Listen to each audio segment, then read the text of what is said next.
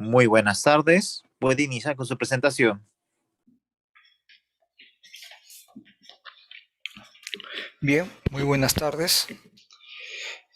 No sé si el ingeniero Armando Valencia va a decir unas palabras. En todo caso, iniciaré mi disertación.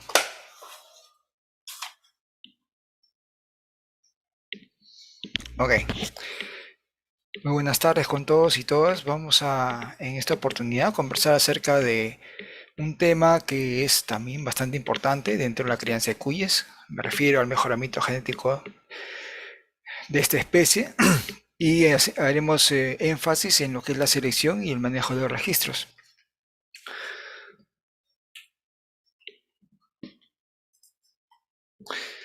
Bueno, acá en la pantalla podemos apreciar un hermoso paisaje de Pampacangayo en el departamento de Ayacucho. También una zona productora de cuyes muy importante y emergente de la zona centro-sur del país. Bien, en esta oportunidad el contenido lo hemos distribuido de la siguiente manera. Vamos a hablar acerca de algunos aspectos generales que siempre es bueno recordar. En segundo lugar, hablaremos de la mejora genética, haciendo también énfasis en si existen razas o no, algunos mitos genéticos, conceptos de mejoramiento genético y qué buscamos con el mismo. En tercer lugar, veremos lo que es selección de reproductores. Inmediatamente después veremos lo que es manejo de registros y finalmente he creído conveniente hablar acerca de un tema que podría interesarle a un sector de productores en lo referente a la formación de núcleos genéticos de cuyes. Sin más preámbulo, vamos a dar inicio a la disertación, sin antes resaltar siempre la importancia que tiene esta especie, ya que es una especie ampliamente difundida en todo el Perú. Tenemos en costa, sierra y selva, en el norte, el centro y el sur, siendo la zona más productora la Sierra Norte, obviamente. Al parecer ahí tenemos una amplia variabilidad genética de esta especie, y tanto en calidad como en cantidad. También es bueno recordar que esta especie brinda seguridad alimentaria y sostenibilidad al sistema de pequeños productores principalmente. Hay que recordar que los pequeños productores suman más del 80% del, de los que producen esta especie. Esta crianza también genera ingresos económicos en toda la cadena de la producción. También es bueno recordar los pilares de la producción animal, teniendo entendido de que no solamente es mejorar genéticamente al animal, sino que también tiene que tener un respaldo con respecto a la alimentación y nutrición, al manejo de instalaciones y por supuesto al manejo de la bioseguridad. Sin estos tres pilares precedentes no podemos hacer nada con el mejoramiento genético, ¿no? Un animal eh, puede tener los genes para producir, puede ser eficiente, pero si no tiene una buena alimentación, si para enfermo y si las instalaciones no son las más adecuadas, entonces esta expresión genética no se va a dar. También es bueno recordar que el cuy, ¿no?, es una máquina de producir carne. Nos brinda una excelente carne en un tiempo cada vez menor. Ahora ya está ganando en promedio 800 gramos a las 8 semanas, que es un parámetro bastante importante, pero para esto necesita combustible, al igual que, una máquina de alto rendimiento necesita también un combustible de alto octanaje, también el cuy obtiene ese combustible del alimento que nosotros le demos, ya sea en forraje verde o en alimento balanceado o concentrado. Sin embargo, el conductor, tanto de esta máquina de alta performance como el cuy, necesitan también de un productor capacitado constantemente con la finalidad de poder obtener los conocimientos necesarios para que su crianza sea eficiente. Por otra parte, es objetivo también de esta crianza llegar a la estandarización de la producción, ¿no? O sea, buscar animales que sean lo más homogéneos posibles, que sean criados en un determinado lapso de tiempo y con una calidad excelente del producto. Eso es lo que pretendemos al final. El mejoramiento genético también aporta en algo, pero no lo es todo. Sin más preámbulo, vamos a tocar el tema de mejoramiento genético del cuy y nos haremos esta pregunta, ¿no? Esta pregunta que circula siempre en los medios, siempre está en el colectivo, en la población, especialmente en los productores, ¿no? Si existen en verdad razas de cuyes. Vamos a desglosar este tema en las diapositivas siguientes. Algunos hablan de la raza California, ¿no? Algunos hablan de la raza Moromina, ¿no? Que bastante difundida en la década de los 70, 80. En el Valle de Mantaro surgió este animalito de color lila, que decían que tenía la carne salmonada, pero en realidad son solamente genotipos que están en el medio, que todavía no han pasado la rigurosidad del proceso que infiere o que necesita para la conformación de una raza. Este gen de la raza California, ¿no? Que siempre se ve y se observan en la población de los cuyes, es un animalito que tiene un gen, ¿no? Que no es característica solamente de los cuyes, también están en los gatos, en los conejos, en los caballos, también están en los ovinos, ¿no? Recordarán la raza Hampshire Down, que también, o caranera, que también tiene esas características. Pero de por sí el cuy, este cuy que le llaman himalayo también, o California, de por sí no constituye una raza porque no ha sufrido todo el proceso de selección adecuado y no tiene eh, fijadas las características deseables para obtener una raza. Eso lo analizaremos más adelante. Lo que sí tenemos, y ya desde el año 2005, ¿no? Se genera la raza Perú, es una raza productora de carne, ¿no? Tiene dos parámetros descritos en su expediente técnico. La raza andina, que es una raza más prolífica que precoz, ¿no? Tiene como tamaño de camada promedio 3.4 crías por parto. Su velocidad de crecimiento no es tanto como la Perú, pero obtenemos más crías de esta raza. También fue lanzada el año 2005. La raza Inti es una raza intermedia, no es muy prolífica, pero es más prolífica que Perú, pero menos precoz que la misma. Es menos prolífica que andina, pero gana más peso que andina también. Es una raza a la que denominaremos intermedia. La raza Curi es la raza producto del cruce interracial de estas tres razas que hemos mencionado. Así que este es un animal sintético de alta performance que recientemente ha sido lanzado por el INIA. Esas son las razas con que ya contamos en el Perú, que han sido reconocidas por el gobierno peruano y por el Ministerio de Desarrollo Agrario. Pero también tenemos nosotros en cartera varias líneas genéticas bastante avanzadas, ¿no? En una de ellas es la raza Merino, que ha sido una línea que ha sido generada en la costa. Es un animal tipo 4, también productor de carne. La línea Mantaro ha sido formada en el Valle de Mantaro, en la estación experimental de Santa Ana. Es un animal productor de carne y tiene las características fenotípicas que ustedes están observando, ¿no? Más del 80% de la población tiene manto colorado, ¿no? Con un remolino en la cabeza y pigmentación blanca también en la cabeza. La línea Saños es una línea que se formó más prolífica que precoz. Es un animal que también, ¿no? Un 70% de la población tiene el color de manto bayo y que ha sido generada de igual manera en la estación experimental Santa Ana de Huancayo. La línea Inca es un animal tipo 3, ¿no? Tiene remolinos, perdón, tipo 2 es un animal tipo 2 que tiene remolinos por todo el cuerpo, que ha sido generada en la estación experimental de baño del Inca. Ya esta línea fue en el año 2008-9, fue lanzada como línea avanzada y ya esta es candidata para ser raza regional, obviamente, del departamento de Cajamarca en un breve plazo.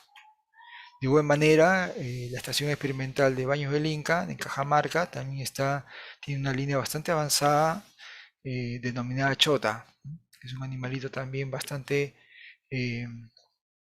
productor de carne. En Ayacucho, en la estación experimental de Canán, tenemos dos líneas genéticas, ¿no? La primera de ellas es la línea Wari, que es un producto del cruce absorbente de la raza Perú con cuyes nativos del ecotipo Ayacucho. También tenemos la línea Kishka, que también es un animal que ha sido generado o en su formación tienen sangre de la línea Merino con cruce de animales nativos de la zona.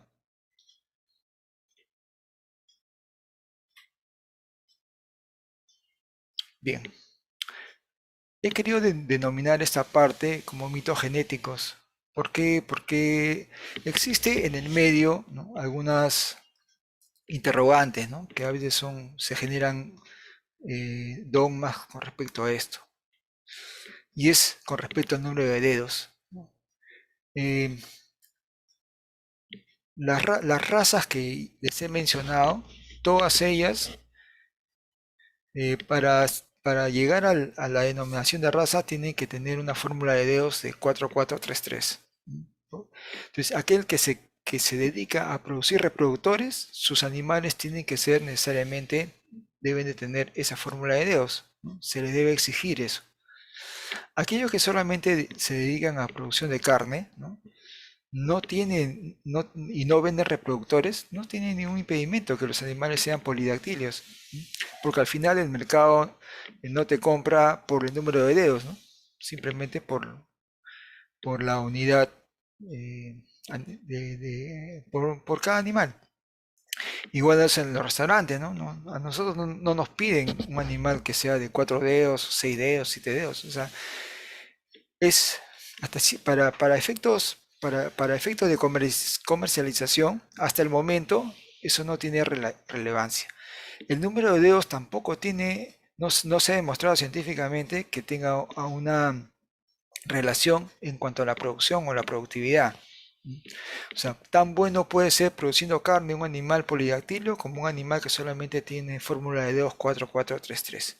Pero la especie, el cuy y las razas sí deben de tener necesariamente una fórmula de dedos 4433, ya que el número excesivo de dedos, o sea, o la polidactilia, se consideran como un defecto genético.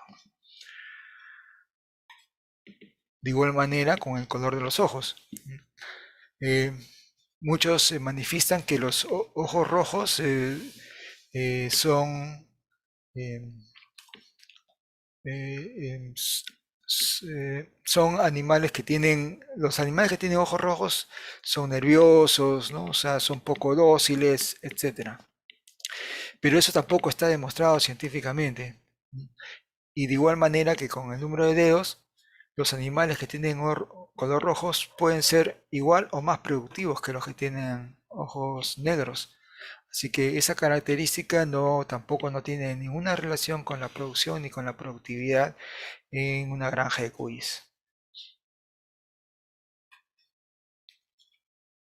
Otro aspecto que también últimamente se ha puesto a consideración de los productores es el tamaño de la cabeza.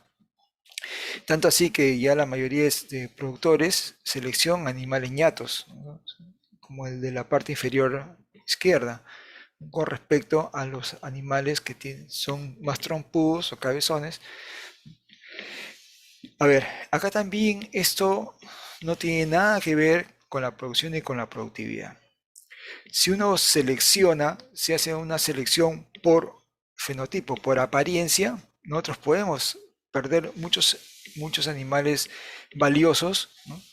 Que por solamente tener ojos rojos, tener muchos dedos, ¿no? O tener la cabeza muy grande, de repente podemos perder animales que ganan peso en un periodo de tiempo muy corto. Entonces, tenías que valorar el productor lo que es productividad y lo que es belleza, ¿cierto? Bien, para culminar con lo que respecta a razas, tenemos acá algunas definiciones que nos van a ayudar para entender este aspecto. La primera definición es la definición de especie. La especie es el conjunto de individuos con capacidad de reproducirse entre ellos para la perpetuación del grupo o de la especie, valga la redundancia. Eso es especie. ¿Y qué es ecotipo? Ecotipo es una forma diferenciada de una especie, o sea, que vive en un hábitat o un ecosistema determinado. ¿Qué quiere decir? Un ecotipo, por ejemplo, podemos decir un lugar de la sierra peruana. Supongamos Chachapoyas, supongamos Cajamarca, supongamos Ancash, ¿no? Dentro de Ancash, Huari.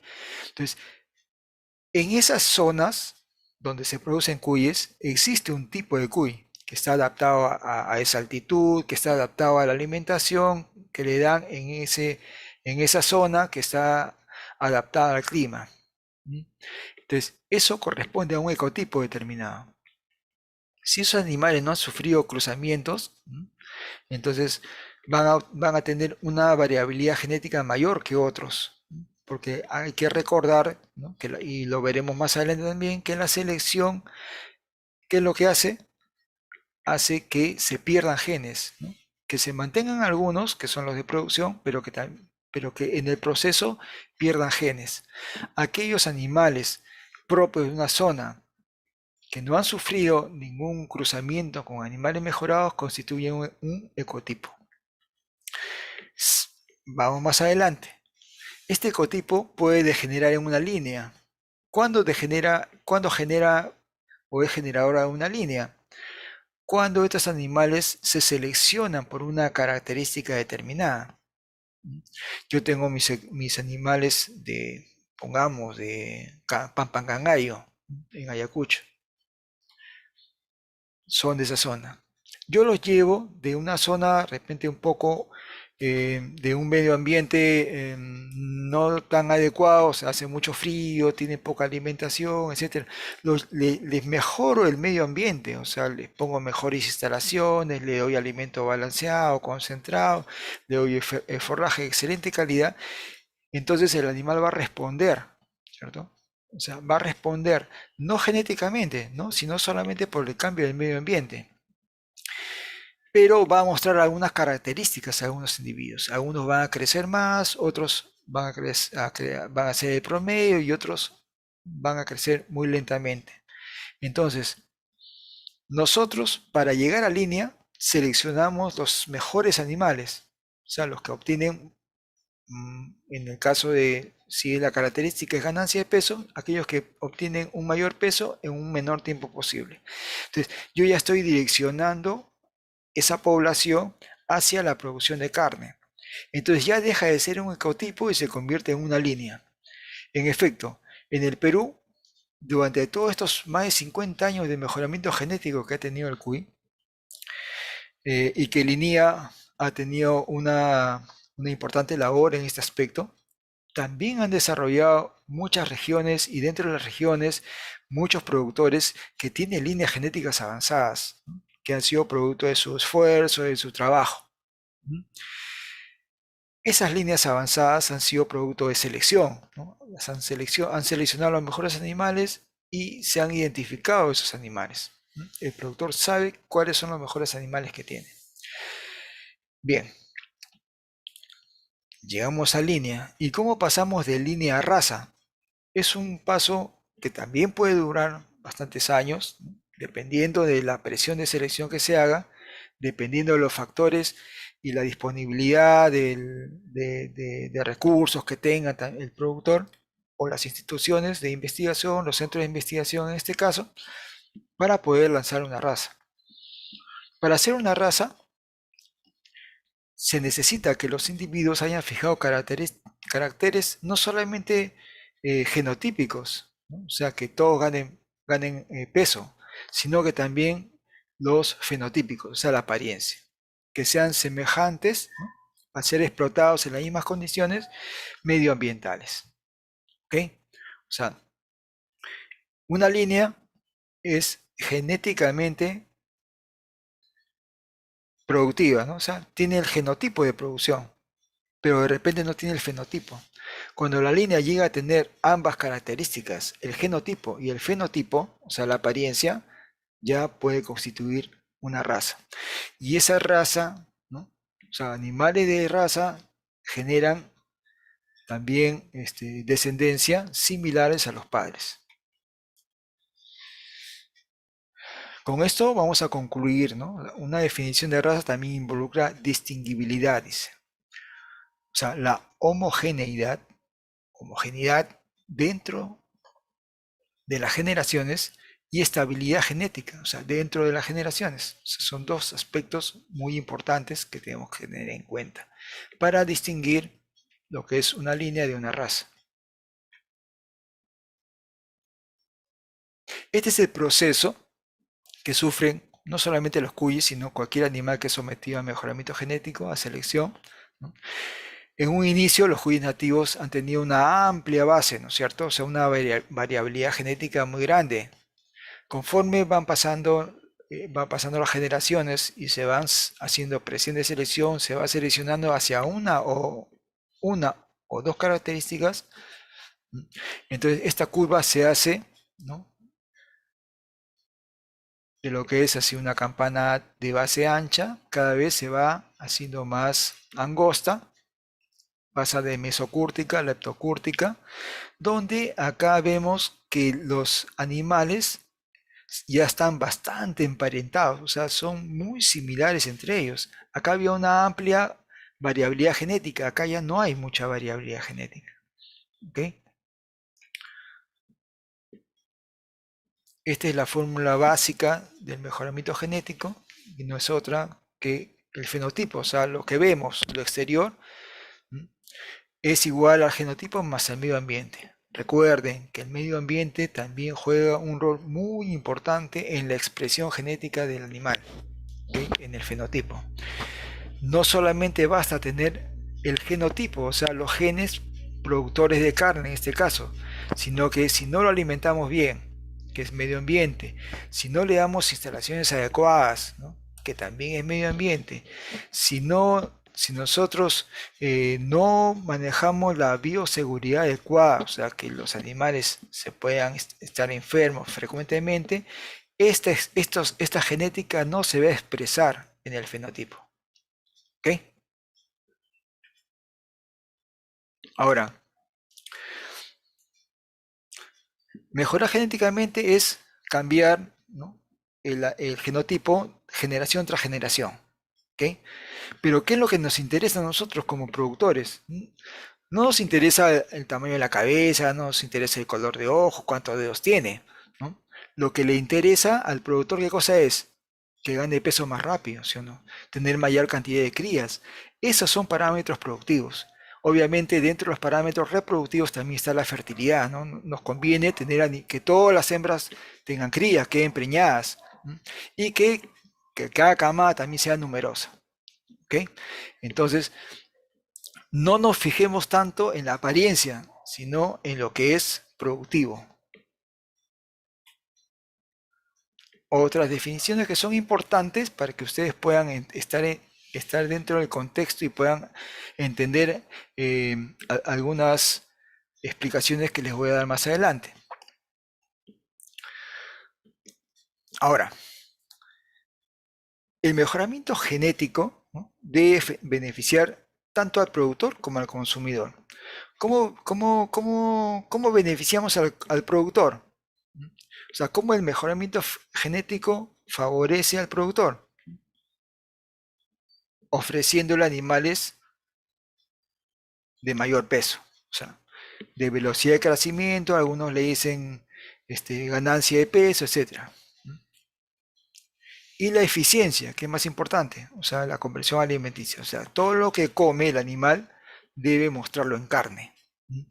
Eso a lo largo del tiempo se ha visto que el cuy ha sido mejorado genéticamente con relación a este parámetro de eficiencia que es conversión alimenticia. ¿Y qué le ofrecemos al consumidor? Dos aspectos también. Un animal con alto rendimiento de carne, o sea, calidad de carne, y un animal que no tenga exceso de grasa.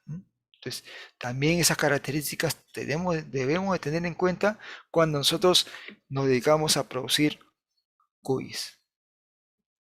Una vez más, características de implicancia económica, peso y mayor tamaño de camada.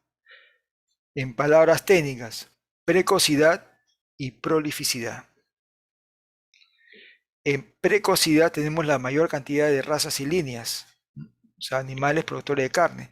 Y en prolificidad tenemos pocas, pero ambas ayudan a mejorar, porque si por un lado no nos da la raza andina, por ejemplo, no nos da cantidad de carne, nos da más crías, que al final es lo mismo, porque el cuy no se vende por kilo, sino se vende por cabeza, por unidad.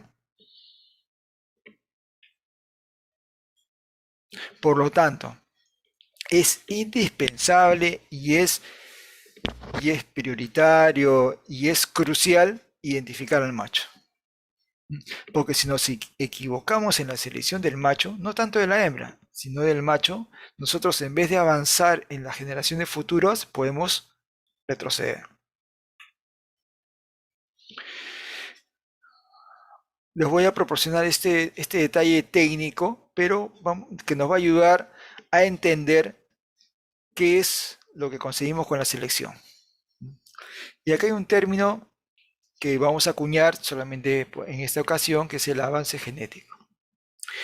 El avance genético no es el cambio que sucede, ¿no?, de mover un promedio de una característica dada en las generaciones sucesivas. O sea, si por ejemplo mi promedio a las 8 semanas en este año fue 800 gramos, el próximo año debería ser 805 gramos, por ejemplo. Ahí, moviendo ese promedio, ¿no?, ese parámetro, yo me doy cuenta que estoy avanzando. ¿Ok? Pero avanzo porque mi selección ha sido buena, porque posiblemente el próximo año mi promedio, que era 800 gramos, ¿no?, el próximo año sea 790. Entonces, en vez de avanzar, estoy retrocediendo. Si yo hice el manejo teniendo cuidado el medio ambiente, o sea, la alimentación, la sanidad, las instalaciones, todo igual en los 2 años, entonces lo que está fallando es la parte genética. Si yo fallé en la alimentación, entonces tengo que esperar que mi parámetro varíe, ¿no?, generalmente a menos. Y acá en este gráfico lo vamos a ver más claro. Fíjense. Supongamos que este es este año, mi promedio es acá. Yo voy a seleccionar los animales de este lado, o sea, los mejores, obviamente. Y para el próximo año, en los próximos 5 años, mi promedio va a cambiar de acá a acá. ¿Ok? Entonces, de esa manera, yo veo que mi crianza mejora. Cada vez voy a necesitar menos alimentos para alimentar a la misma cantidad de animales. Cada año voy a obtener mejores rendimientos y mejores ingresos, mayores ingresos. Eso es lo que hace la selección. Y este es el producto, fíjense. Después de más de 50 años que tomamos este cuy nativo, ¿no?, lo hemos transformado en la tercera parte del tiempo en un animal diferente fenotípicamente, ¿no? Fíjense las orejas, fíjense la profundidad del animal, o sea, el tamaño del cuerpo, la cobertura.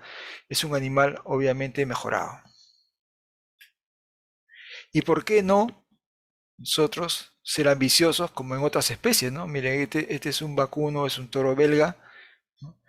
Este es un animal, es un ovino también productor de carne, fíjense las piernas, fíjense los músculos, y este es un porcino. En nuestros cuyes también encontramos animales, ¿no? Musculosos, ¿no? Solamente falta identificarlos. Entonces, podemos nosotros orientar la selección hacia la hipertrofia muscular, ¿no? O buscar más masa muscular con la finalidad de poder obtener mejores rendimientos. Bien, sin embargo, siempre hay un sin embargo en toda presentación.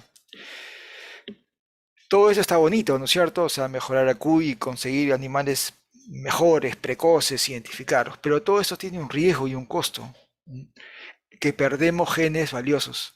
Perdemos genes de adaptación, perdemos genes de resistencia a enfermedades. Entonces, en ese afán de conseguir animales mejores. Entonces, no debemos de olvidar que el contexto de mejoramiento genético de ganado en general ha cambiado. O sea, ya no es producir por producir, ya no es ganar por ganar dinero, ¿cierto? Hay que cuidar el medio ambiente, hay que cuidar la salud de las personas, etcétera. El concepto de sostenibilidad también, ¿no? Ahora dentro de dentro de los objetivos también de la producción animal está también hacer que esta crianza sea sostenible en el tiempo.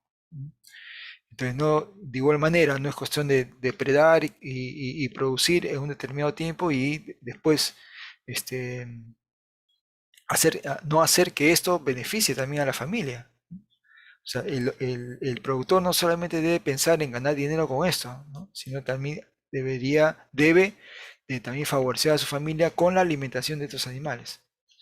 Otro aspecto muy importante es la protección y la preservación de los recursos genéticos, especialmente los zoogenéticos. O sea, nosotros, así como hacemos mejorar genética en el cuy, también debemos estar pensando en conservar aquellos animales nativos, ¿no? Conservar su variabilidad, porque ellos son eficientes en su medio. A 4.000 metros existen animales nativos y son eficientes con lo que comen y brindan seguridad alimentaria y brindan algunos ingresos a esos productores en esa zona, en ese nicho. Entonces sí contribuyen ese tipo de animales a eh, a la alimentación de esa población. O sea, no todo debe ser ganancia. Entonces, el gobierno peruano también está abocado en la conservación, en el estudio de estos recursos zoogenéticos, especialmente de cuyes nativos y silvestres, con la finalidad de que en algún momento podamos utilizarlos porque ellos tienen genes que el cuy mejoraba perdido. De igual manera, actualmente no se concibe una estrategia o programa de planeamiento o mejora genética sin considerar la conservación del recurso, ¿no? Lo que les he manifestado. Y una estrategia debe ser considerar la selección de características más relevantes y los sistemas de apareamiento. O sea, a qué llamamos selección de características más relevantes? Casualmente a eso. O sea, no nos interesa a nosotros seleccionar algunas características de docilidad, por ejemplo, ¿no? Hay una gente que dice que no, que elimina los cuyes agresivos. Por lo general el cuy no es agresivo, ¿ya? Pero es una característica que que no interfiere en nada con la producción. Entonces, el tamaño de cabeza tampoco, el color de ojos tampoco, el número de dedos tampoco. Si yo quiero producir reproductores, yo obviamente tengo mi plantel de reproductores, ¿no? O sea, mi núcleo genético élite de reproductores y eso lo cuido, ¿cierto?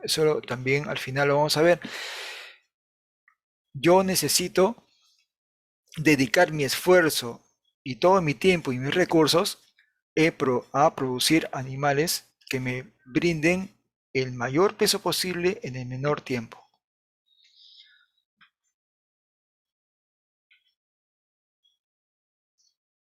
Vamos a entrar ahora a la selección de reproductores. Y acá nos encontramos con dos definiciones más. Lo que es selección artificial, que ya lo hemos visto de una u otra manera, y lo que es el modelo animal. La selección artificial no es otra cosa que reproducir una cierta población de animales que nosotros escogemos, ¿no? Que tiene un genotipo que yo quiero, o sea, que el productor desea, ¿no? Hemos hablado ya de tamaño de camada, hemos hablado de ganancia de peso, ¿no? Porque estas son características que se heredan.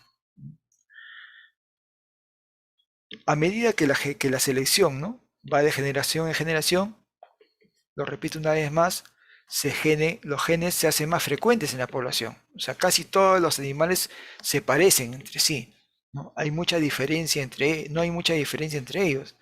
Pero la consecuencia de todo esto es que perdemos genes en el trayecto, ¿no? Perdemos genes en el proceso. El modelo animal. El modelo animal es una metodología de selección que emplea la conexión genética, ¿no? Habla de fenotipos, de efectos ambientales, genealogía paterna, o sea, clasifica a los machos por generaciones, ¿no? Este modelo brinda la mejor información que ningún otro tipo de selección. ¿Ok? Acá se utiliza algunos software, se necesita un conocimiento adicional para poder nosotros identificar con certeza al animal que transmite genes de producción en su descendencia. En otras palabras, que nos identifica a los animales que tienen descendencia mejoradora para las próximas generaciones. A ver, en el proceso de selección, ¿qué recomendamos? ¿No? Que los animales a seleccionar deben prevenir en lo posible de hembras que estén en el tercer parto. ¿Por qué? Porque ya no nos conviene seleccionar de hembras primerizas, o sea, su primer parto, en el segundo parto tampoco, en el tercero ya son animales ya maduros, nos dan crías fuertes y que pueden ser las que mejor se puedan evaluar. De igual manera, ¿no?, también recomendamos nosotros elegir machos y hembras que provengan de camadas numerosas. Estamos hablando de camadas de mínimo 3. La mayor cantidad de productores piensa que el promedio de sus pariciones es de 4, ¿no?, 5, porque ven que algunas hembras producen esa cantidad, pero en promedio la especie, ¿no?, está por debajo de 3. Inclusive muchas granjas toman como un parámetro el tamaño de camada 2.5 al destete.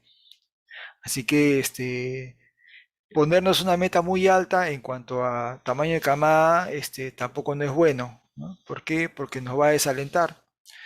Eh, hay que seleccionar aquellos hembras y machos que provienen de camadas mayores de 3, ¿no?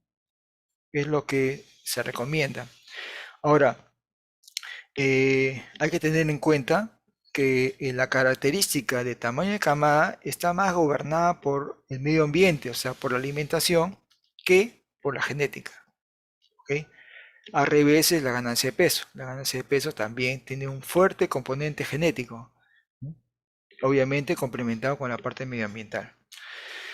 Bien, hacer la selección de los animales en el momento del destete. O sea, uno, ¿dónde evalúa?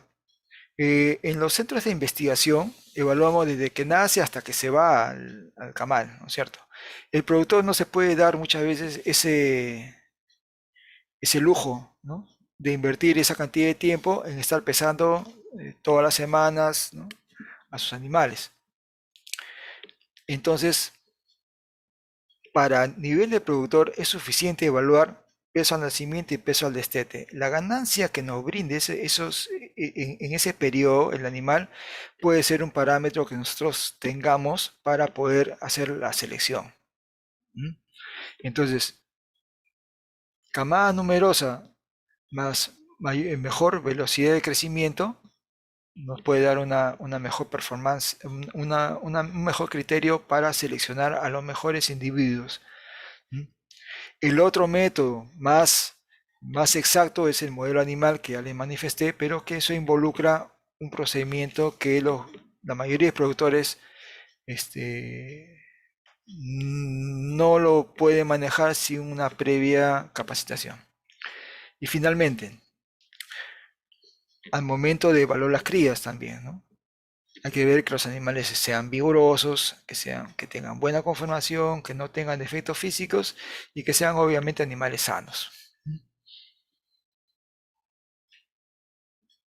A esto es lo que yo me refería.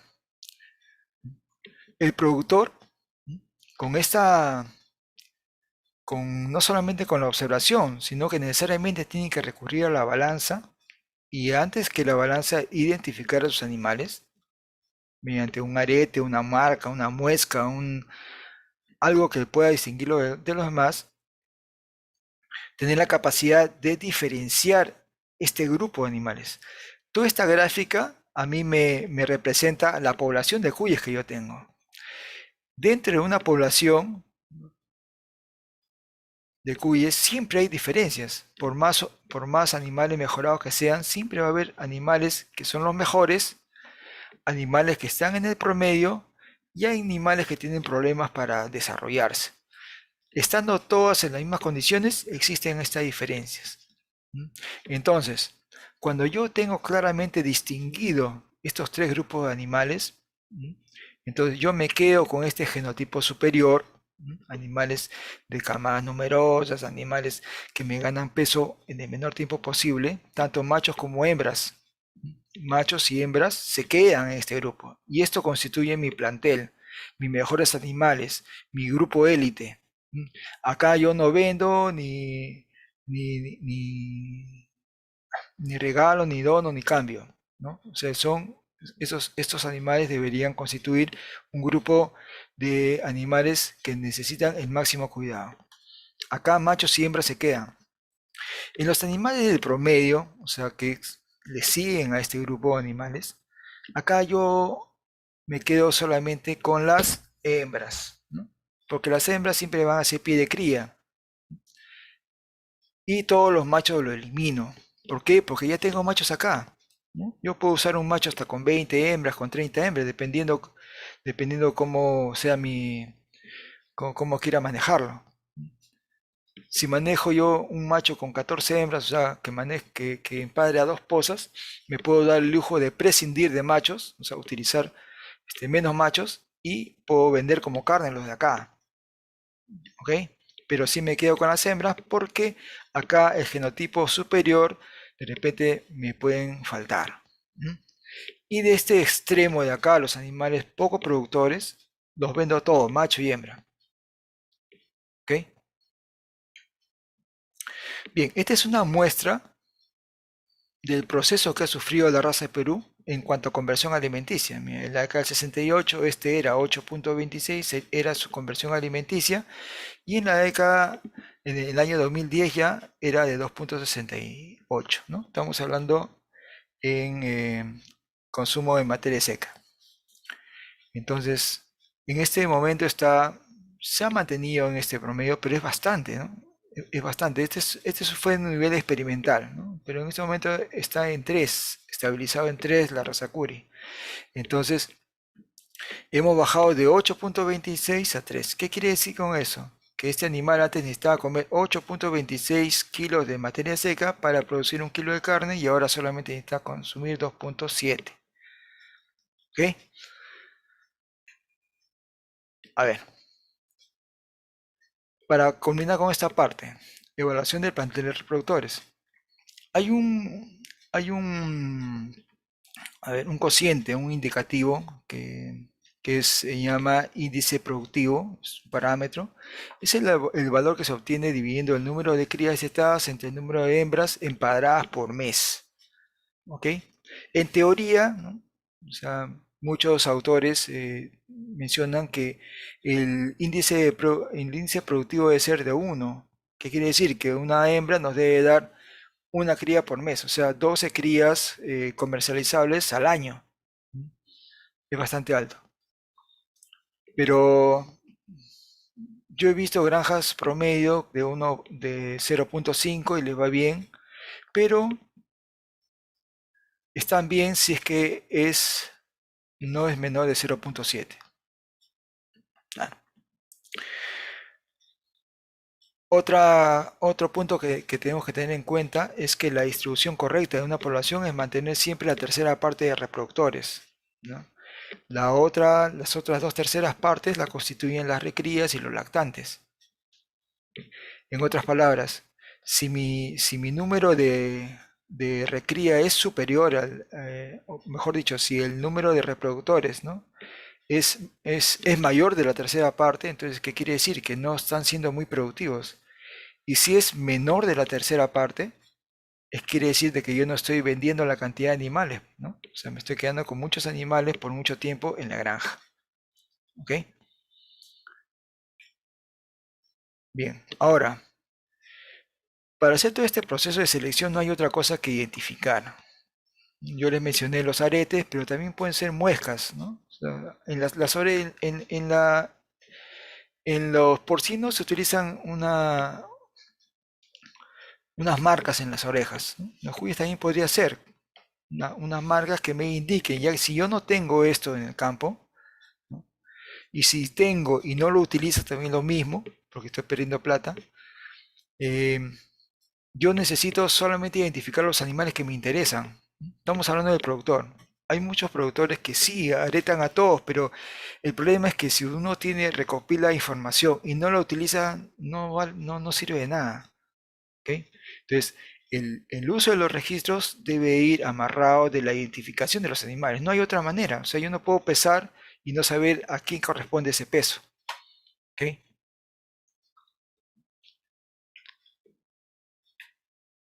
Seguidamente debo tomar los datos. O sea, una vez que ya tengo al animal identificado, ¿no? Con una muesca, o con una fórmula del animal. Por ejemplo, este animal es 50% blanco, 50% bayo, de repente ojos negros, fórmula de 24433, no tiene remolinos. Es una manera también de identificar al animal. Eso lo anotamos y ya sé que este animalito en tal poza ha pesado tanto. ¿Ok? Y encima también si es macho o hembra. Y todo lo anoto en los registros, ¿no? O sea, los registros nos ayudan casualmente para identificar cuál ha sido su historia de este animal. Con cuánto pesó, quién fue su madre, quién fue su padre, cuánto pesó el nacimiento, al destete, al primer mes, al segundo mes. Esto se anota en varios registros, ¿no? Por ejemplo, este es un registro de inventario. Nosotros debemos saber cuántos animales tenemos.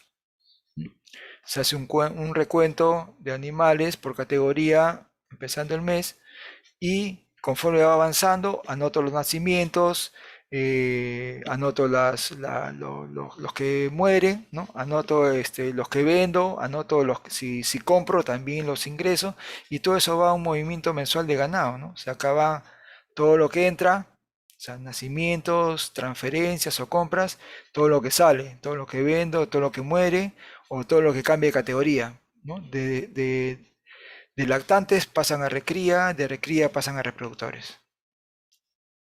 Y en el parte diario, ¿no? Ahí anoto la madre, el padre, quién es el padre, cuándo fue la fecha de parto, cuánto pesó las crías, cuántas hembras, cuántos machos, etcétera. Ahora, eso no queda ahí, ¿no? Bueno, hasta acá queda al productor, ¿no? em, que lleva registros, ¿no? Esto le puede servir, esta información le puede servir. Ahora, si yo ya estoy manejando, ya pasé el nivel del productor medio, ya quiero yo vender reproductores de calidad y quiero tener animales en verdad mejoradores, tengo que utilizar ya otro tipo de herramientas, ¿no? No solamente registros, sino ya yo proceso los datos, ¿no? Utilizo software, ¿no? Utilizo una plancha de Excel, de ahí lo paso a dos programas más y al final yo voy a obtener un valor de cría. El valor de cría es el indicativo que me dicen, es un estimador de cuánto mejora ese macho con respecto a las futuras generaciones. O sea, cuántos gramos más estimo que sus hijos van a incrementar en la futura generación, ¿no? Eso es lo que nos da el valor de cría. ¿eh? Entonces, una vez que ya tengo acá con el animal identificado con su arete, ¿no? Yo puedo saber qué animales yo voy a utilizar para los próximos apareamientos.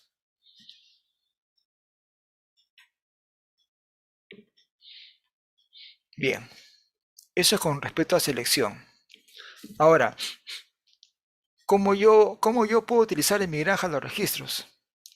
Fíjese, tuve la oportunidad de conversar con un alumno de la Facultad de Ingeniería Química de la Universidad Nacional de Ingeniería. Él se llama Jefer Ávila Olortegui, que gentilmente me ha brindado esta- estas hojas de cálculo. En verdad son tablas dinámicas. Y esto puede servirles también a los productores. Él me ha autorizado a que yo difunda esto, porque eso él ha tenido. Nosotros manejamos algo similar, pero esto creo que puede servir a los productores. ¿Mm? Él maneja una hoja de entrada donde tiene el anotado registros periódicos, registros de mortalidad, registros de ventas, la selección de lo que estamos hablando, asignación de cuy por área, o sea, qué área ocupa, y asignación de alimentos. Yo hago clic acá y inmediatamente me aparece este registro de cuyes, ¿no? Entonces acá yo voy a poner cuántos machos tengo, cuántas hembras tenga, ¿no? Y lo registro. Esto automáticamente pasa acá a un cuadro e inmediatamente también se genera una gráfica. Entonces yo puedo hacer seguimiento de mi granja con esta simple hoja de cálculo. De igual manera para la mortalidad, ¿no? Yo acá registro la mortalidad, inmediatamente se genera el cuadro y se genera también la historia que se está el cuadro histórico, ¿no? de esto, ¿no? O sea, puedo acá almacenar la mortalidad de varios años inclusive, ¿no? Puedo generar cuadros con los que me ayuden a mí a analizar la mortalidad, ¿no? A qué se debe, cuál es la causa, o sea, acá se puede incluir las causas de mortalidad, ¿no? Qué cosa, de qué murió, de qué murió, de un accidente, de este, de colibacilosis, o de salmonela, o linfadenitiis, o sea, y puedo generar acá cuadros históricos de las enfermedades de mi granja. De la misma manera las ventas, ¿no? Acá yo registro también mis ventas, me hace el cuadro y me genera el gráfico. Ahora, todas estas, también se genera la selección, miren, acá anoto todo, con cuánto nació y con cuánto pesó el destete, hago la diferencia en peso, lo divido entre la cantidad de días y me sale la ganancia diaria de peso. Esta acción tan simple, ¿no? Me puede dar que unos ganan, por ejemplo, qué sé yo, 10 gramos de peso al día, el otro puede ser que sea 11, 12, 13, dependiendo de los días del destete, de lactancia, perdón. Entonces, de acá yo puedo discriminar lo que son machos de hembras y seleccionar los mejores machos, los que ganaron mejor peso durante la etapa de lactancia, y las hembras también. Con este simple gráfico yo puedo hacer esa selección. ¿Ok? De igual manera, el área que yo necesito para cada cuy, bueno, esto él lo ha considerado necesario. Y también cuánto de consumo, cuánto comen mis animales al día. También es interesante, ¿no? O sea, yo ingreso la cantidad de animales y automáticamente sé cuánto tengo que darle concentrado y cuánto tengo que darle de forraje. Bien, hasta acá tenemos ya una idea bastante completa, ¿no? De lo que se quiere hacer en cuanto a mejoramiento genético en nuestros planteles. Esto puede ayudar tanto al pequeño productor como al mediano, ¿no? Pero si ya el productor quiere ir más allá, ya tiene que estar pensando en formar núcleos élites de reproductores. Y ahí sí necesariamente se tiene que ceñir a algunos parámetros más rigurosos, ¿no? Más eh, en todo aspecto, ¿no? En cuanto a la alimentación, en cuanto a la sanidad, hay que ser más específico y riguroso y selectivo y tenemos que casi impermeabilizar nuestro núcleo para poder nosotros producir reproductores cuyes. Esto es un complemento a lo demás, Este es un añadido, no estaba dentro de la presentación, pero igualmente se los comparto. Esto, ¿cuáles son las etapas de un programa de selección? No es tan fácil como uno a veces piensa, ¿no? Uno lo dicen que es bien complicado, otros parece que fuera sencillo. Son 5 pasos, ¿no? Entre ellos está la definición de los objetivos de selección. Es muy importante esto, saber a qué apunto, qué quiero yo. No puedo seleccionar por todo. Cuanto más características yo seleccione, más tiempo me va a demorar en conseguir mis objetivos. Si cojo uno o dos, puedo avanzar más rápido. De igual manera, de los criterios de selección, la organización, ¿cómo organizo yo mis registros genealógicos y de producción? ¿Cómo lo hago? ¿No? Ya les he dado algunas ideas en las diapositivas anteriores. Como producto de esta organización y como proceso de estos datos, voy a poder yo elegir a los mejores animales para empezar el programa de apareamiento. Y finalmente, no solamente la elección, sino también hay que utilizar los animales seleccionados. A ver, esto es lo que le decía, ¿a dónde vamos? ¿No? ¿Qué es necesario? Objetiva, científica y claramente definido, ¿no? Puede haber más de uno, lo que le decía, ¿no? ¿Y qué acciones vamos a tomar? Desarrollar estudios sistemáticos en esta área. ¿Hay que desarrollar algunas cosas? Sí. ¿Hay mucho que ver? No tanto, pero sí es necesario. Todavía es una especie que necesita bastante dedicación en cuanto a investigación. Elección de los criterios. ¿Qué voy a seleccionar? ¿Qué voy a ver? Puedo ser precocidad y prolificidad, es lo que hemos visto, ¿no? O sea, ganancia de peso y tamaño de camada. Ya, yo selecciono por eso y ya voy a tener buenos animales. Puede ser. Pero también hay otros criterios, miren. Ya estamos viendo que la mayoría ha hecho eso, pero la mayoría, otro grupo de personas y profesionales ya está apuntando a lo que es masa muscular o hipertrofia muscular, o sea, ganancia de músculo, carne, ¿no? Y identificar a los animales que tienen esta característica. Igualmente con la deposición de grasa. Animales que producen menos grasa son animales que nos brindan una mejor calidad de carcasa. Ahora, yo también puedo seleccionar por fertilidad, pero ya hemos dicho que la fertilidad está gobernada por pocos genes, ¿no? O sea que no es muy heredable. La habilidad materna, de igual manera, ¿no? Podría ser, pero por sobrevivencia de crías, ¿no? Está relacionado también a algunos genes de resistencia al medio ambiente, de resistencia a enfermedades, por tipo, o sea, apariencia, y por docilidad también. O sea, son otras características que de repente algunos productores los consideran importantes y seleccionan bajo esos parámetros. Entonces, podría ser. Entonces, yo cambio mi objetivo y me dedico a buscar animales más bellos, ¿no? Aunque no sean productivos, animales dóciles, etc. ¿Cómo organizo yo mis registros? Para eso ya les he mostrado las diferentes maneras de registrar, ¿no? Hay partes diarios, hay manejos de nacimiento, de mortalidad, etc. Ahora, estos registros, ¿no? Necesariamente tienen que ordenarse para que entren. O sea, tenemos que generar una base de datos que nosotros podemos jalar fácilmente con los diversos software que vamos a utilizar.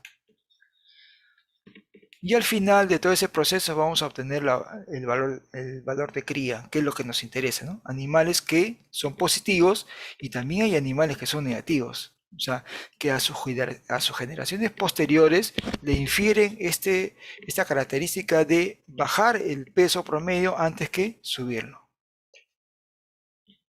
Ranqueamos a los animales y dirigimos el apareamiento. Este macho va con esta cantidad de hembras, este macho va con esta hembra. Entonces esperamos que la siguiente generación sea mejor. ¿Cuál es la metodología que actualmente utilizamos, ¿no? Hacemos selección dentro de los galpones, ¿no? Es una evaluación visual, ¿sí? Estándares de registros genealógicos. Hacemos saca de animales con anormalidades o tipo no deseable, lo que ya hemos hablado. Es causa de uso de medidas objetivas, o sea, peso al nacimiento, peso al destete, peso al beneficio, rendimiento de carcasa, conversión alimenticia. A veces muchas de estas medidas no las tomamos en cuenta.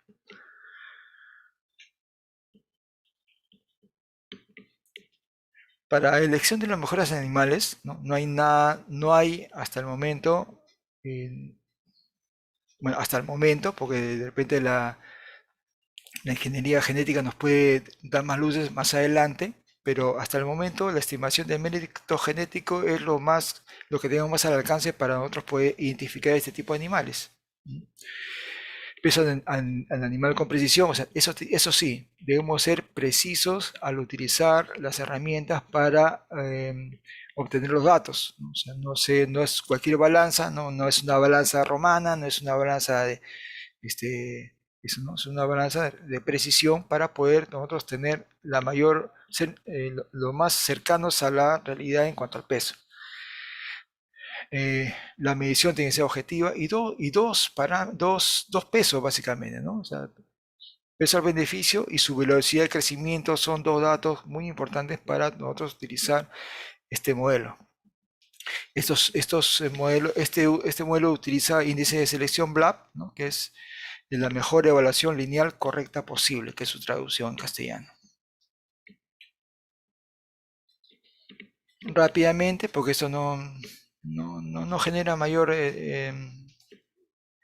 explicación. Este es el esquema de cómo se debe manejar un núcleo de reproductores, ¿no? Un CPR es un centro de producción de reproductores, ¿no? Debe manejar necesariamente el registro de información y debe generarse también información genealógica, ¿no? O sea, genealógica significa quiénes son sus antecesores y cuál es la descendencia. Y esto debe ir a un centro de evaluación genética. O sea, toda esta información tiene que ser evaluada genéticamente. Y de acá se generan los índices de selección, reporte de mérito genético, reportes de valores fenotípicos. Estos reportes nos sirven a nosotros para realizar una selección efectiva de los mejores animales. Esta es la estructura clásica, ¿no?, de un plantel. Tenemos un núcleo pequeño de los mejores animales, acá tenemos los multiplicadores y acá tenemos los animales que ya se van al descarte o van a ser vendidos como carne, ¿cierto? Acá del núcleo van para abajo padres y madres y de acá de los multiplicadores solamente bajan padres acá a la base. De igual manera, en un esquema de núcleo genético cerrado se ve eso, ¿no? Lo que les he mencionado, ¿no? Siempre el núcleo, o sea, élite, un grupo muy privilegiado en el sentido de que son los mejores animalitos que deben tratarse con mucho cuidado, todos los aspectos relacionados a la producción animal deben estar dedicados a ellos en extremo. En la parte media están los multiplicadores, no son tan buenos como los de acá arriba, pero sí son excelentes. Estos se pueden vender como reproductores, ¿no?, a otros productores para que hagan sus trabajos de mejoramiento. Y estos animales que están en la base, acá sí todos se pueden irse al camal, pues, ¿no?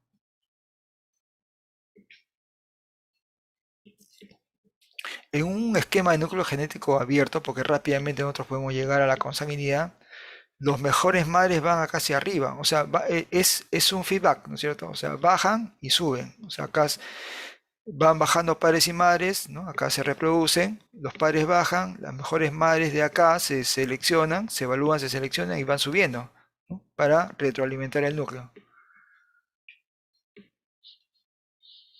Ahora, para nosotros hacer efectivo este manejo de un núcleo élite de reproductores, tenemos que hacer uso de todas las herramientas que tenemos, ¿no?, tanto tecnológicas, ¿no?, reproductivas y hasta moleculares en su momento, ¿no? Ya con el tiempo saldrán marcadores genéticos que nos digan pues que ya no es necesario pesar, sino que ya este animal tiene el gen productor de carne y ya con esa evaluación genética solamente ya identificamos al animal y va de frente al núcleo, ¿no?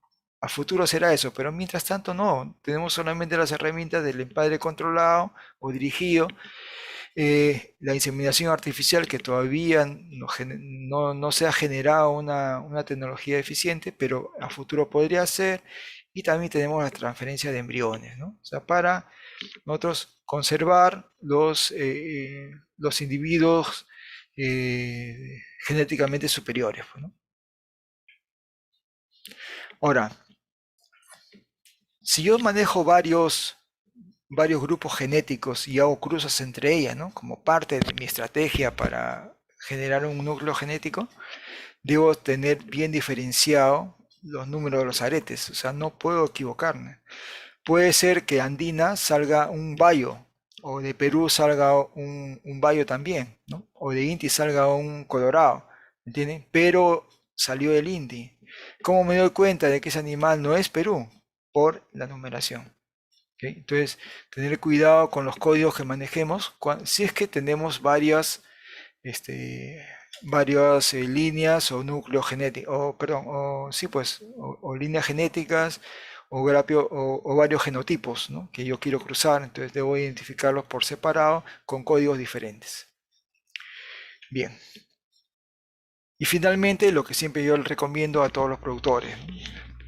Todo está muy interesante, todo está muy bonito, lo voy a hacer, pero lo que siempre debe ser materia de perseverancia y de tener presente siempre en la producción, por más tecnificado que sea, siempre no descuidar la observación, siempre estar viendo cosas que suceden, cosas que se le escapa a la persona que alimenta, cosas que se le escapa al que trae el alimento, ¿no? Ser disciplinado, siempre hacer lo correcto, planificar, programar, con la finalidad de que no le falte nada a los animales, y finalmente ser limpio y ordenado también con la finalidad de no tener malos o sinsabores con respecto a las enfermedades. Bueno, con esto yo termino y les agradezco el interés que han tenido al escuchar esta disertación. Muchas gracias.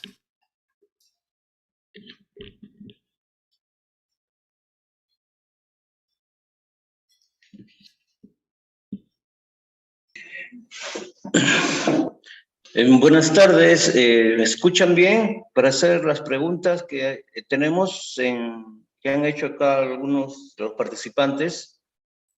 Y también de pasada aprovechar si es que hay algunas preguntas que la vayan haciendo ya sea en el chat del Zoom o en el chat del YouTube. Bueno, agradeciéndole pues al ingeniero Jorge por su exposición, empezamos con las preguntas que tenemos disponibles. La señora Janet Condori Quispe hace una pregunta referente al refrescamiento de sangre. ¿Cómo podemos identificarlos? Así está la pregunta. Y para poder ingresarlos como machos en nuestras granjas. O sea, la pregunta sería cómo identificar buenos machos, probablemente, no buenos reproductores machos para ingresarlos a sus granjas. Ya. Acá hay un aspecto que los productores saben, pero de repente no han identificado. Cuando yo compro machos de otros productores, estoy obteniendo animales que posiblemente sean altamente consanguíneos, o sea, que sean bastante emparentados dentro de sus propias crianzas, ¿no? ¿Por qué? Porque tampoco han refrescado macho, ¿no? Y yo le compro ese animal. Y mi granja también son animales altamente emparentados entre ellos, porque son núcleos pequeños que se cruzan entre ellos. Entonces yo al cruzar dos líneas altamente emparentadas, lo que ocurre es una hibridación, ¿no? Lo que llaman heterosis. Entonces hace que mis animales en la primera generación sean excelentes, ¿no? Son muy buenos animales. Eso es cuando el productor trae animales sin conocer cuál es el origen de ellos, ¿no es cierto? Solamente trayendo animales de otras regiones, de otros lugares, diferentes a donde él está. Esa es una, eso ah, no es malo, lo que están haciendo es romper la consanguinidad, pero no necesariamente están obteniendo animales que mejoran. Es bastante difícil, ¿no? Obtener animales mejorados, ¿no? Inclusive hay muy poca oferta de los centros de investigación, especialmente de línea, con respecto a los productores. Sin embargo, hemos podido observar, al menos particularmente yo he observado, que hay muchos productores que tienen muy buena calidad de animales y se mantienen en el tiempo, ¿no? ¿Por qué? Porque han logrado identificar, han logrado ellos obtener un sistema en la cual ellos puedan eh, identificar, nuevamente lo digo, aquellos animales que mejoran, ¿sí? Dentro de la tecnología que manejan. Entonces, eh, yo si fuera productor, me interesaría ver su núcleo de reproductores, o sea, los padres de esas crías. Si veo un buen desarrollo, veo las crías, tamaño de crías, veo al padre, a la madre, a la primeriza o al del segundo parto, veo el tamaño y el desarrollo, yo le podría comprar a ese tipo de productores. De hecho, en zonas donde que uno va, sabe quién es el mejor productor o los mejores productores de cada uno de ellos. Entonces yo, viendo los reproductores, le compraría. Si voy a un centro experimental, ¿no? A una estación experimental, sí, pues, ¿no? Son animales que ya han sido trabajados genéticamente por muchos años, entonces es una garantía que podría obtener el productor. Eh, Sin embargo, sería bueno que sea de una manera, conociendo a las madres o trayendo animales de otros sitios sin conocer, que haga, que haga un ingreso de reproductores cada 2 años, ¿no? De repente, guardando las medidas de bioseguridad, ¿no? Haciendo la cuarentena, ¿no? Teniendo un mes a los machos que compre fuera del galpón, fuera, no adentro, a un costado, no, fuera del galpón, un mes para ver si es que manifiesta alguna enfermedad, ¿no? Y así nos evitamos problemas de contagio.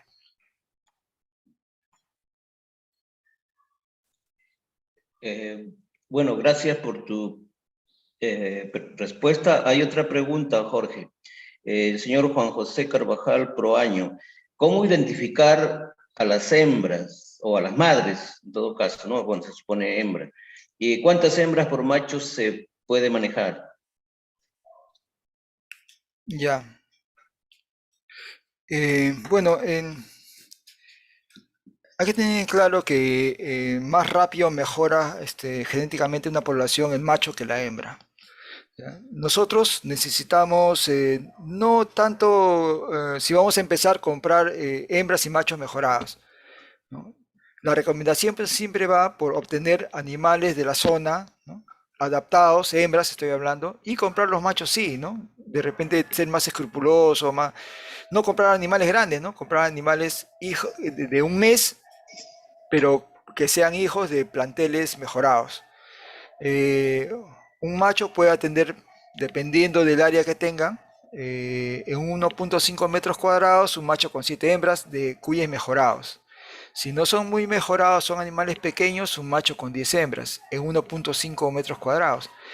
Eso es en teoría, pero en la práctica el productor se va a dar cuenta que si le falta espacio al animal o está sobrando. Si le falta es porque los animales se pelean, ¿no? Se pelean las hembras entre ellas, eso va en desmejora, porque cuando hay un poco espacio para tantas hembras, encima nacen las crías, ¿no? Las van a pisar, ¿no? Va a haber disputa por el alimento, etcétera.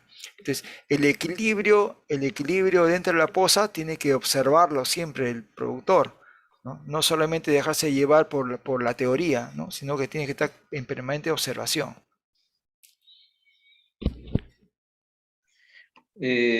¿Cuántas hembras por macho se maneja? También ahí es la otra pregunta, Jorge. Por eso le estoy diciendo, un macho puede atender hasta 20 hembras, dependiendo cómo yo maneje, ¿me entiendes? Pero el productor debe entender que en un área de 1.5 metros cuadrados, o sea, un metro, 1.5 por un metro 5 de largo por 1 de ancho, en esa área puede criar un macho con 7 hembras, para empezar, ¿ya? Si son primerizas, puede ser hasta 8 hembras. Pero si ven que hay demasiadas peleas, podría retirar 1 o 2 hembras. Correcto, Jorge. Hay otra pregunta, el señor Arnaldo Aurelio Alcalde Correa dice, un cuy mejorado de los que cuenta en La Molina, refiere a Linías, seguramente en promedio a qué edad alcanzaría 1 kilo de peso. La, la referencia que tenemos en este momento y a disposición es la raza Perú, que en 8 semanas el macho gana 1 kilo de peso. Correcto, en 8 semanas sería entonces. Y eso depende de la alimentación, obviamente, ¿no? Si yo alimento con alimento balanceado, más forraje, ese es el rendimiento que voy a tener. Pero si solamente yo alimento con forraje, así sea un animal de raza, se va a demorar más. O sea, se puede demorar 11 semanas o 12 semanas. En la sierra, por ejemplo, que ese animal es lo más barato la zona más barata para producir cuyes, se demoran 11 semanas, 12 semanas para llegar al kilo. Correcto, Jorge. Otra pregunta es del señor Gonzalo Gómez. ¿Cuál sería la mejor manera de controlar o sincronizar los partos para poder usar el padrillo en 2 o 3 poses? A ver, hay algunos trabajos de investigación que han hecho con respecto a sincronizar, ¿no? a las hembras para direccionar los partos. Pero no es una tecnología que todavía esté en uso, ¿no? Así que yo particularmente lo dejaría ahí solamente a manera de información, ¿ya? Porque no lo van a hacer, ¿ya? Y el productor necesita cosas prácticas, cosas que puedan funcionar. Y hasta ahora ese tipo de tecnología, como le digo, todavía no está a disposición. Y la única metodología o tecnología disponible es el empadre continuo, o sea, el macho que esté permanentemente con las hembras, todo el año. Correcto, A- Jorge. Ahora, perdón, si quiere utilizar el macho, ¿cierto? Para 2 posas, o sea, no tiene muchos machos, entonces tendría que estar un mes entero en una posa hasta que todas las hembras preñen y luego pasar a la otra. Y así pasarlo y un mes más y pasarlo hacia a la otra pose y ahí ir alternando. Correcto, queda claro. El señor Josfer G, así sale, no sale completo su nombre, pregunta, en zonas de crianza familiar, ¿cómo puedo empezar a realizar el mejoramiento genético con las razas criollas, teniendo en cuenta que el principal problema de mortalidad es la salmonelosis? Ya. A ver, para ayudar al señor que ha hecho la pregunta. En primer lugar, no tenemos cuyes criollos, ¿ya? O sea, el cuy es nativo. Eh, se referiría a los animales nativos que no han recibido ningún tipo de mejora genética.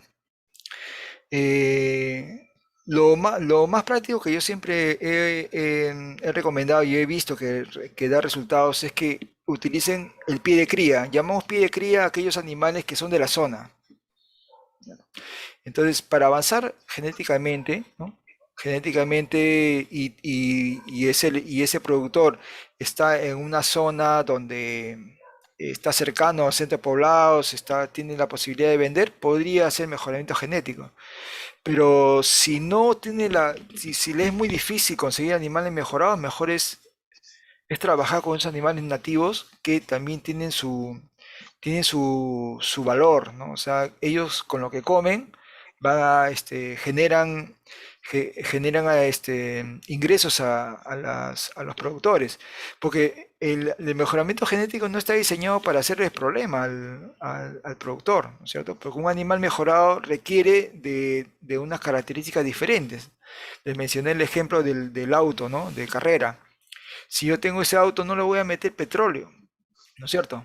Si yo tengo un animal mejorado, tengo que mejorar también la alimentación. Si el productor no puede hacer eso, es preferible que mantenga sus animales que han sido adaptados, que son eficientes comiendo lo que comen, de repente hierbas del campo, etcétera, o un régimen bastante limitado de alimentación, y con eso el animal produce. ¿no? Entonces, si es que ese es su caso, yo preferiría que no se haga problemas con animales mejorados que necesitan una mayor atención. Correcto, Jorge. El señor José Aníbal Aragón pregunta, ¿cómo mejorar el manejo de registro en una crianza a nivel de galpones rurales, puesto que no hay hábito de llevar los registros precisamente? Ok. Sí, esa pregunta y eso lo hemos resuelto de una manera nada más. A ver, nos tropezamos y con varios inconvenientes. Uno, que a veces las personas que se dedican a criar cuyes son personas mayores y no tienen de repente la habilidad de escribir, ¿no? Y no tienen la costumbre tampoco. Entonces, basta, en esos casos, ¿no? Basta que el productor identifique aquellos animales que, por mera observación, se desarrollan más rápido. Em, a veces me dijeron, pero ingeniero, ¿cómo es eso? Pues es una cuestión muy subjetiva. Claro que es subjetivo, pero el productor se da cuenta y sabe qué animalitos crecen más rápido. El problema del productor es que ese animalito que crece más rápido es el primero que lo vende, porque crece más rápido, ¿me entienden? O sea, en vez de hacer mejora genética dentro de con los recursos que él tiene, ¿no? Cada vez desmejora. Porque no debería de vender el animal que crece más rápido, debería vender al animal que se demora en crecer, ¿entienden? Entonces, si el productor está en la capacidad de identificar esos animalitos que crecen más rápido que los demás y separarlos y cuidarlos y tenerlos como futuros reproductores, de hecho que ya está haciendo mejora genética. ¿Ok? Porque cuando uno va al campo, ¿no? Y el productor quiere ofrecerle algo a uno por su visita, lo primero que hace es agarrar al mejor animalito, ¿cierto? O sea, al mejor. ¿Por qué mejor no va el chiquito si me está invitando? Entonces, esas cosas sí se pueden hacer. Otra que pueden hacer, si es que se olvida o tiene muchos, es hacer unas muescas en la oreja al animal que ha nacido con buen peso al nacimiento o con buen peso al destete, cosa que cuando observa, cuando quiere vender al animal y ve la muesca, se va a dar cuenta que ese animalito él lo identificó cuando estaba recién destetado y tenía un buen peso. Entonces, y es otra manera que podría separar sin llevar registros, sin anotar. Correcto. Otra pregunta del señor Jiménez Gervasio Solórzano pregunta, ¿cómo reconozco machos estériles? Ah, a ver, el macho recién se va a ver, como dicen, en la pose, en la cancha, ¿no? O sea, cuando estén ya con las hembras. Entonces, si yo quiero tener un macho eficiente, o sea, hay muy pocos casos de infertilidad reportados en machos. Sí hay, obviamente, debe haber. Particularmente yo, muy pocos, ¿ya? Em, pero hay que tener en cuenta lo siguiente, que el macho siempre tiene que, cuando yo los voy a empadrar, siempre tiene que pesar más que la hembra, pesar más, o sea, ser más grande, en otras palabras, que las hembras. Yo no puedo poner un macho que recién va a empezar su periodo de empadre con hembras ya de segundo parto, ¿entienden? No puedo. ¿Por qué? Porque podría, no es una generalidad, podría, podría ser castrado psicológicamente, ¿entiendes? O sea, porque las hembras posiblemente lo maltraten, ¿no? Y el animal ya no pierda la libido. Entonces, si yo veo que ese animal que yo he puesto, ¿no? De la misma edad que las hembras, ¿no? Y no tengo crías yo en un periodo de un mes, es porque el macho es infértil. ¿Entienden? Obviamente que no solamente puede haber infertilidad en machos jóvenes, también puede haber infertilidad en la posa, ¿no? No porque el macho sea infértil.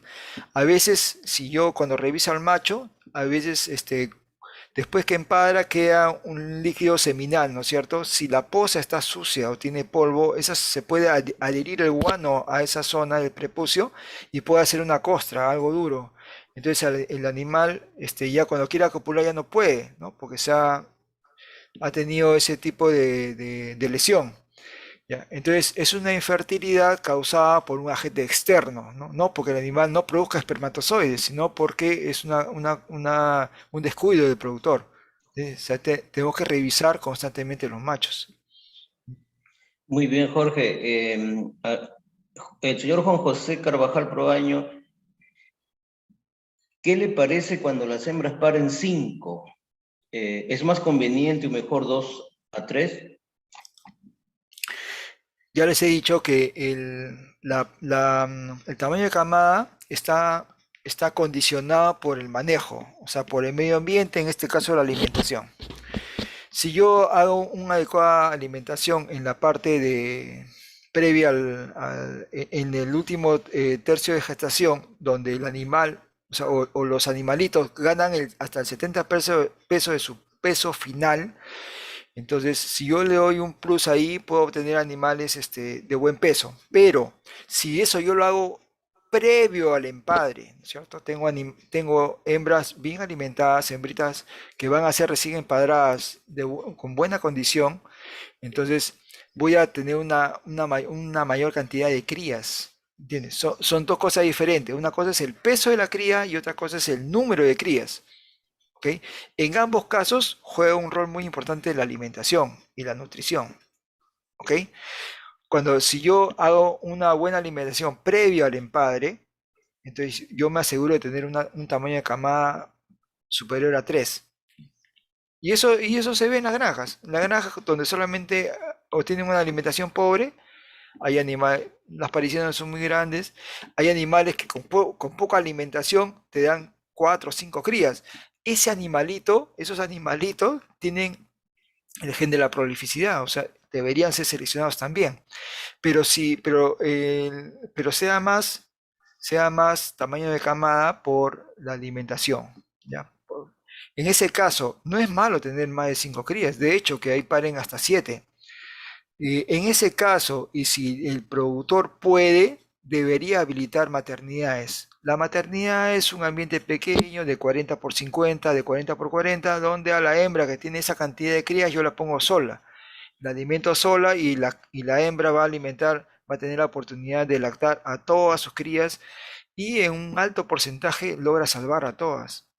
Así que es una medida que si lo pueden implementar en su granja, lo hacen. De hecho, que muchos productores lo hacen.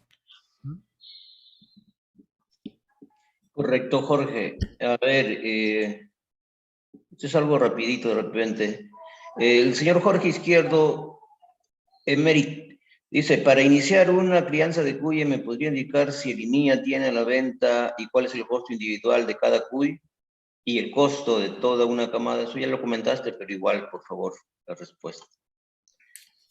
Ya, con respecto a si hay disponibilidad de reproductores en las estaciones experimentales, tendrían que entrar a la página web, ¿ya? A la página web de Linea y ahí hay una ventana donde se colocan la disponibilidad de animales por estación experimental. Tenemos estaciones experimentales en costa, sierra y selva y en un alto porcentaje hay venta de cuyes, de reproductores. Entonces, pero igualmente, o sea, yo les recomiendo utilizar las hembras de la zona, o sea, como pie de cría. Si quieren, si quieren inicialmente empezar con animales mejorados, podrían hacerlo, pero háganlo, compren un macho, 5 hembras mejoradas, ¿no? Y de ahí poco a poco ya van avanzando. No traten de llenar todo el galpón porque la inversión inicial es muy alta y el retorno se prolonga más de lo que uno piensa y eso a veces desmoraliza, ¿no? Cuando los cuyes, si ustedes sacan su desarrollo de población, en un año, en un año rápidamente llenan un galpón, ¿no? Empezando con la décima o la quinta parte, dependiendo pues, ¿no? del área que van a utilizar.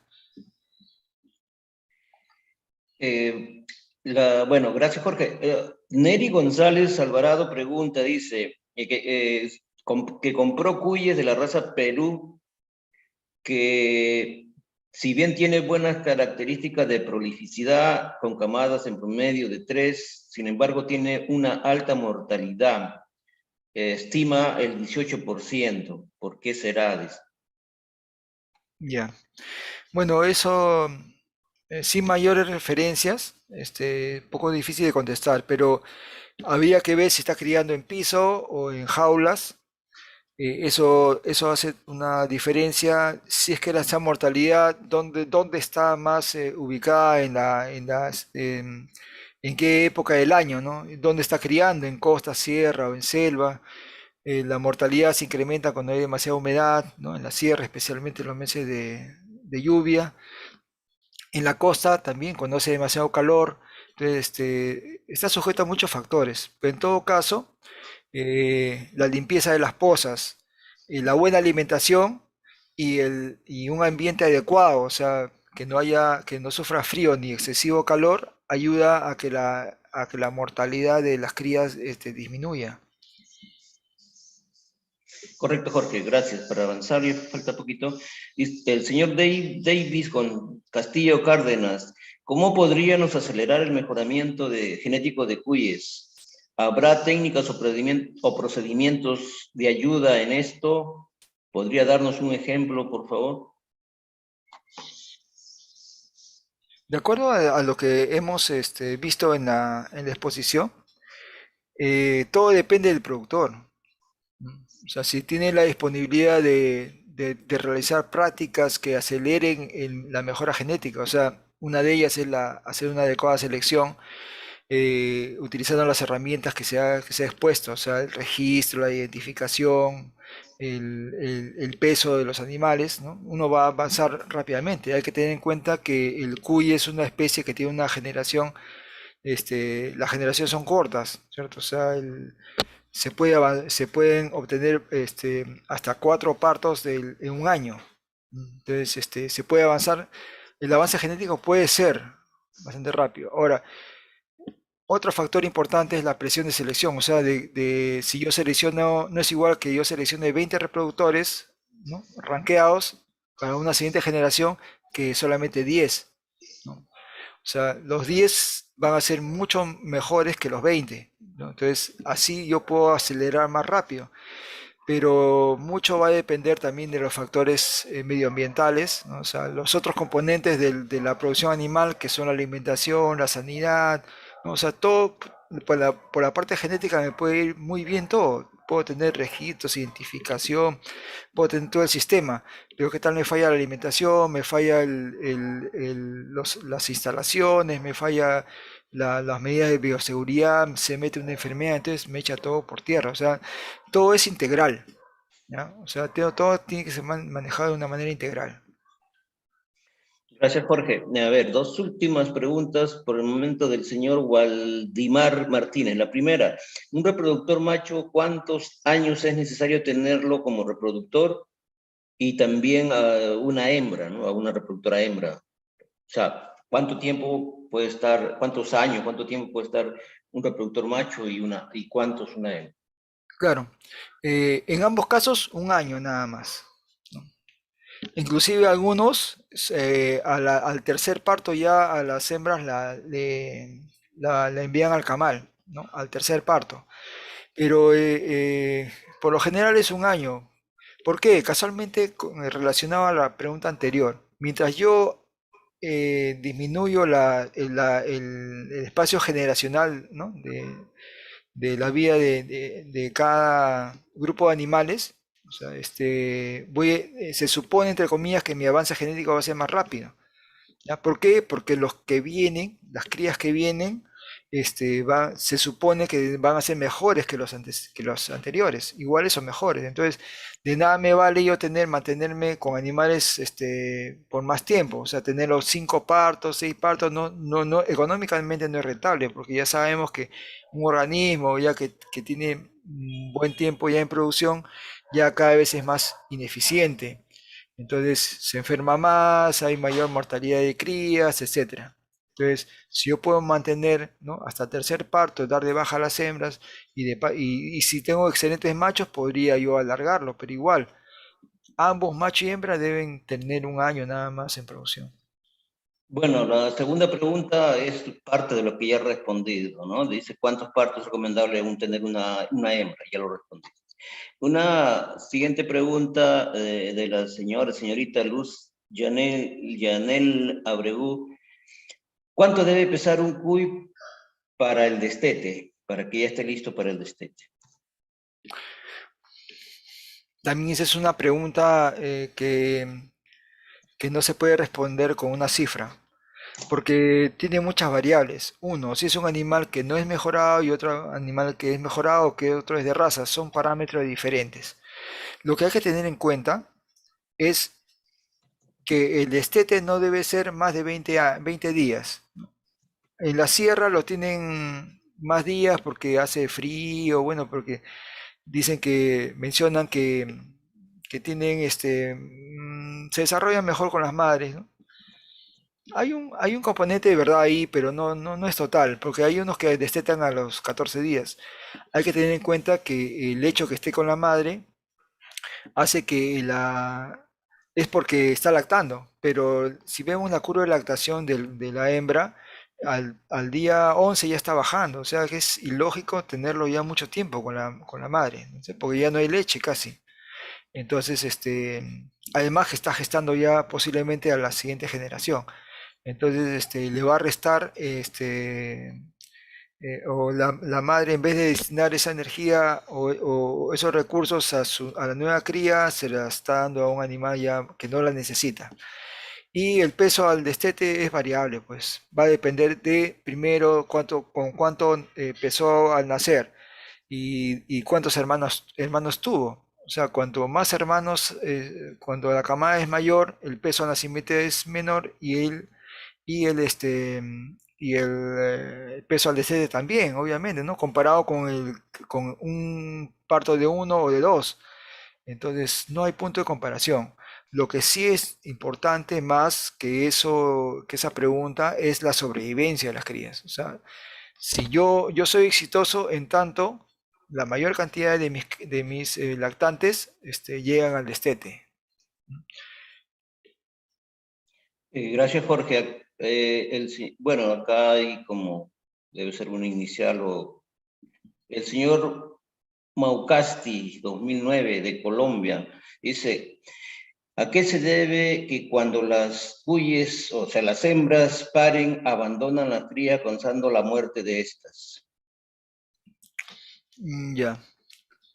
Bueno, un saludo a los productores de Colombia. Había un componente que vimos rápidamente, era seleccionar por habilidad materna. Entonces, eso, lo de habilidad materna casualmente se refiere a eso, ¿no? O sea, a veces la hembra, cuando es primeriza, ¿no? No tiene problemas para alimentar a sus crías. Y hay hembras que ya por razones que no se, que no están bien definidas, no las atienden. Entonces ahí el productor, primeramente es un animal que ya es un comportamiento que descalifica al animal, ¿no? Entonces, y a eso llamamos habilidad materna. O sea, no solamente producir la cantidad de leche para alimentar a las crías, sino también el rechazo, ¿no? que genera con las crías. Entonces, si eso hay un alto porcentaje de que eso se repita en el siguiente parto, ¿ya? Entonces, si eso sucede, entonces el animal ya hay que sacrificarlo. Las crías que quedan, nosotros buscamos que otras hembras adopten, o sea, que uno que ha tenido una cría o dos crías, ¿no? Se puede proceder a hacer ese manejo. A veces resulta, a veces no, pero sería la manera de cómo salvar esas crías. Pero la hembra definitivamente, si es que ese es el motivo, ¿no? De que rechaza a sus crías, es una característica que debe eliminarse, o sea, que ya la destina a una saca forzada, ¿no? Y las razones no las podría explicar, me van a hacer tener que estudiar, pero debe haber un componente genético ahí, no estoy seguro. Si me escribe en mi correo, yo le voy a responder en el día de hoy o mañana. También me ha causado inquietudes. Bueno, acá hay una pregunta que no sé si tú como especialista la entiendes, yo no la entiendo muy bien. Dice el Dale, señor dale. Joseph Acevedo, dice, compré productoras, hembras se refiere, de INIA, Cusco, y me dieron un cuy con 4 patitas, cuatro, dice, separado por un espacio. ¿Sus crías saldrán con ese número de pata o 4 espacio 3? No me entiendo bien la pregunta. Ya. Ya, sí, lo explicamos con respecto al número de dedos. Si es que lo han comprado como animal de saca, pues hay que tener en cuenta, ¿no? Y no como reproductor. Es posible que tengan la fórmula de dedos 4-4-4-4. Hay animales que tienen eso. Un reproductor debe tener como fórmula de dedos 4-4-3-3. Ahora, eso, los dedos supernumerarios o polidactilia es una característica que se hereda. ¿Ya? Así que, y es un defecto también en animales reproductores. O sea, no debería consentirse tener ese tipo de animales en un plantel élite. ¿Ya? ¿Por qué? Porque la raza ha sido generada con esa característica. Entonces, si tiene un dedo de más, es un animal que está descalificado, ¿no? De repente podría servir a un productor que no vende reproductores, ¿no? Porque puede ser que productivamente sea excelente, pero esa característica lo descalifica. Pero sus crías pueden ser muy buenas, o sea, no tienen nada que ver el número de dedos con la producción o la productividad. Muy bien, Jorge. Y finalmente, el señor Eloisinho Zúñiga, ¿cómo podría calcular el consumo de alimento diario? Hay dos formas. Uno, o se basa en la tabla de consumo por edad que existe en la bibliografía, o da una alimentación al libitum. ¿Qué quiere decir al libitum? Es a discreción o a lo que quiere el animal. O sea, yo, si tengo la posibilidad de darle concentrado a mis animales, ¿no? Busco un recipiente adecuado que no desperdicie y le agrego una cantidad de concentrado.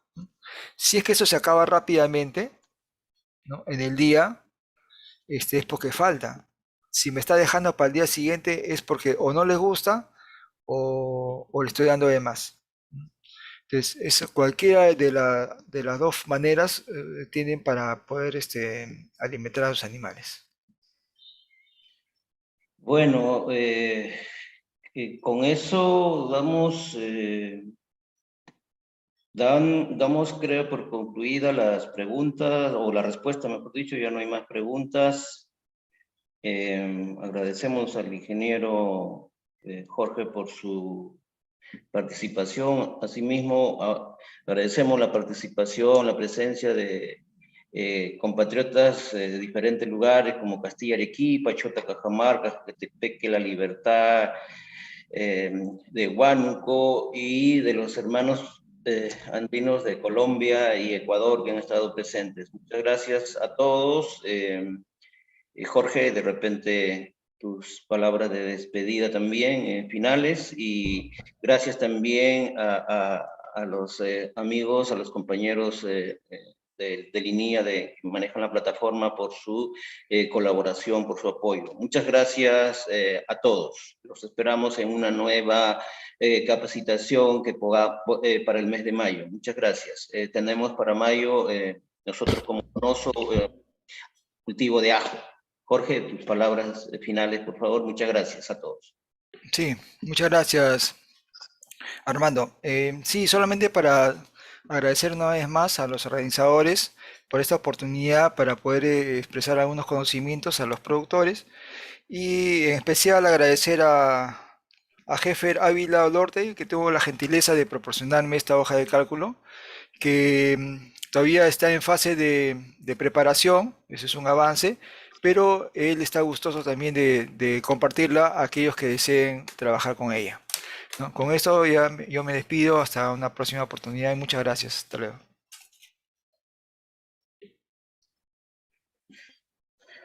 Bueno, gracias y ya las plataformas